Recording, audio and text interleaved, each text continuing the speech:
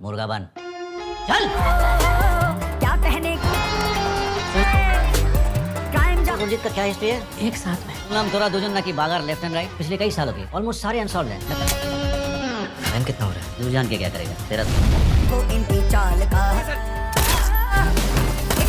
জিতের ফ্যানরা তৃষ্ণার্থের মতো বসেছিলেন কবে জিতও একটা ভালো কিছু করবেন, একটা হিট দেবেন। সুপারস্টার জিতকে সুপারস্টার জিত হিসাবে আমরা কবে দেখতে পাব? দেব আর জিতের ফ্যানদের মধ্যে বরাবরই একটা রেষারেষি চলে। ইদানিং দেখা যাচ্ছে যে দেব একের পর এক হিট দিচ্ছেন। বিশেষ করে খাদানে তিনি মাস কমার্শিয়াল অবতারে ফিরে এসেছেন এবং সেই সিনেমাটা হিট করেছেন। সেখানে কমার্শিয়াল সিনেমার মুখ জিতও কবে বড় হিট দিয়েছে তার ফ্যানরাই ভুলতে বসেছেন। তাই জিতের ফ্যানরা মন প্রাণ দিয়ে চাইছিলেন এমন একটা কিছু হোক যার জন্য জিতের ফ্যানরা আবার তাকে নিয়ে চিয়ার আপ করতে পারেন, তার পোস্টারে গিয়ে মালা পরাতে পারেন। এটা কি জিতও বুঝছিলেন না? কেউ আসেনি, কেউ জানেনি। জিতও যথেষ্ট বুদ্ধিমান মানুষ। আমি যখন সামনাসামনি তার ইন্টারভিউ নিয়েছি তখন সেই ব্যাপারটা আরও বেশি করে ফিল করেছে। এবার তার বুদ্ধির রেজাল্টটা দেখা যাচ্ছে। তিনি যদি বাংলা কোন কমার্শিয়াল সিনেমা করতেন যেখানে বাংলা সিনেমার মার্কেটটার এরকম খারাপ অবস্থা, সেখানে ব্যাপারটা অনেক রিস্কি প্রজেক্ট হয়ে যেত। যেরকম খাদান একটা বিশাল বড় রিস্কি প্রজেক্ট ছিল, ফল পাওয়া নিয়ে সমস্যা, বাজেট নিয়ে সমস্যা, ভালো গল্প, দুঃখ, পরিচালক, সব জায়গাতে গিয়ে স্ট্রাগল করতে হতো। জিত তাই গেমটাকেই ফ্লিপ করে দিলেন। তিনি হিন্দির সফল পরিচালক নীরাজ পান্ডের হাত ধরে আসছেন। খাকি চ্যাপ্টার 2 ওয়েব সিরিজে নেটফ্লিক্স এর মতো এত বড় একটা প্ল্যাটফর্মে আসছে। সিনেমার হলো পাওয়া নিয়ে, বাজেট নিয়ে, দক্ষ প্রোডাকশন টিম নিয়ে, কোন কিছু নিয়ে কোন টেনশন তাকে আর করতে হবে না। ইভেন মার্কেটিং নিয়েও তাকে আর ভাবতে হবে না। তিনি পুরো মনোযোগটা অভিনয়ের দিকেই দিতে পারবেন। আর সেটা যদি হয়, তার রেজাল্টটা কি হতে পারে আমরা খাকি দ্য বেঙ্গল চ্যাপ্টারের টিজারেই দেখে ফেললাম। তবে টিজারে আমরা ওইটুকুই দেখেছি। টিজারে কিন্তু কোন কিছুর সেইভাবে রিভিউ করা হয়নি। টিজার মানে টিজারই হয়েছে, আমাদের কৌতূহল বাড়িয়েছে, আগ্রহ তৈরি করেছে, জিতের ফ্যানদের আবার নতুন করে উৎসাহিত হওয়ার ফুয়েল জুগিয়েছে। কিন্তু টিজারে দেখালোটা কি? অবশ্যই খাকি দ্য বেঙ্গল চ্যাপ্টার মানে বাংলাকে দেখানো হবে, বাংলার যে আইকনিক জিনিসগুলো সেই জিনিসগুলোকে দেখানো হবে। যেমন ব্রিগেড, যেমন কলকাতার বিশেষ বিশেষ কিছু জায়গা, যেমন দুর্গাপুজো, সেগুলোকে একদম যথাযথভাবে মাপমতো ইউজ করা হয়েছে। এবং পাওয়ারের 3টে জায়গা বাংলাতে তো ইন্ডাস্ট্রি নেই, শিল্প নেই, দীর্ঘদিন ধরেই নেই। তাহলে পাওয়ার কনফ্লিক্টটা কোথায় হবে?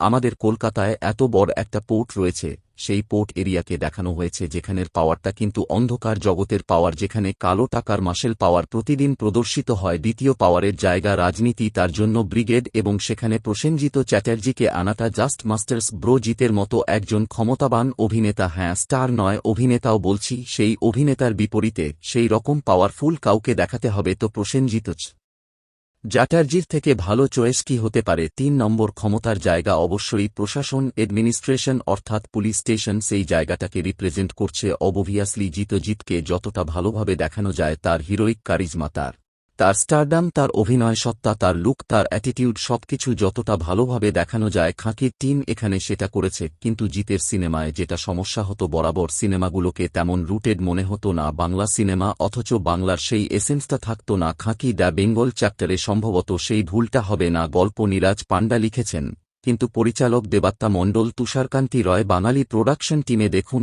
একের পর এক বাঙালি নাম দেখতে পাবেন। অর্থাৎ এই ওয়েব সিরিজটা হিন্দিতে হলেও, সারা ভারতের দর্শকদের হলেও, সেখানে আমরা বাংলার রুটটা দেখতে পাবো, কালচারটা দেখতে পাবো। কলকাতাকে কলকাতাই মনে হবে, একটা যে কোনো শহর মনে হবে না। এই জিনিসটা খুব ইম্পর্টেন্ট। এই জিনিসটা ছিল বলেই মির্জাপুরের মতো ওয়েব সিরিজ হিট করে মির্জাপুরে আমরা বিহার, ইউপির ওইর এসেন্সটা পাই। এছাড়া খাকি দ্য বেঙ্গল চ্যাপ্টারে একাধিক বাঙালি অভিনেতাকে নেওয়া হয়েছে, শাশ্বত চট্টোপাধ্যায়, পরমব্রত চট্টোপাধ্যায়, এছাড়া আরও অনেকে, অর্থাৎ বাংলার ফ্লেভারটা থাকছে। আমি এর আগে শর্টস ভিডিওতে বলেছিলাম, যদি খাকি দ্য বেঙ্গল চ্যাপ্টার হিট করে তাহলে জিতের স্টারডামটা গুণ বেড়ে যাবে। জিতের কামব্যাকের জন্য শুধু এরকম বড় একটা হিট দরকার।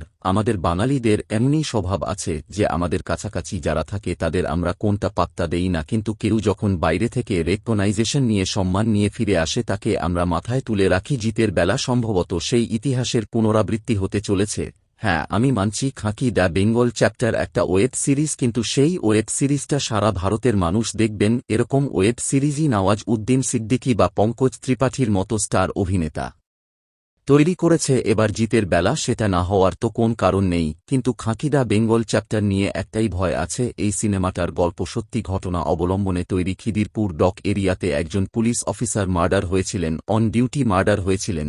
কিন্তু সেই কেসের কোনোদিন সুরাহা হয়নি। মনে করা হয় বিভিন্ন প্রভাবশালী লোক, রাজনৈতিক নেতা এই ঘটনার সাথে কোন না কোন সুতোতে যুক্ত। যখন এরকম হয়, সেটা যদি সাম্প্রতিক অতীতের ঘটনা হয়ে থাকে, তাহলে সেটা নিয়ে গল্প লিখতে গেলে অনেক স্ট্রাগল করতে হয়, অনেক কিছু ছুঁয়েও না ধরে চলে আসতে হয়। এই জায়গাতেই নীরজ পাণ্ডে গল্প লেখার সময় কতটা ব্যালেন্স করতে পেরেছেন সেটাই দেখার। সেটাই আমার মতে এই ওয়েব সিরিজের সবথেকে বড় চ্যালেঞ্জ। তবু আমি আশাবাদী এবং খুব এক্সাইটেড জিতকে নিয়ে, প্রসেনজিৎকে নিয়ে। ওয়েব সিরিজটা কেমন হবে সেটা একটা সময় বলবে, কিন্তু এই দুজন অ্যাক্টরকে একই ফ্রেমে একই সাথে দেখতে পাওয়া, এটাও তো ভাগ্যের ব্যাপার। আসুন আমরা এটাকেই সেলিব্রেট করি। তবে তার সাথে সাথে লাইক বাটনটাও প্রেস করবেন, আর সাবস্ক্রাইব বাটনটা প্রেস না করে থাকলে সেটাও করে রাখবেন। আজকের ভিডিও এই অবধি, দেখা হবে পরের ভিডিওতে। ততদিন অবধি সবাই ভালো থাকবেন, সিনেমা দেখবেন।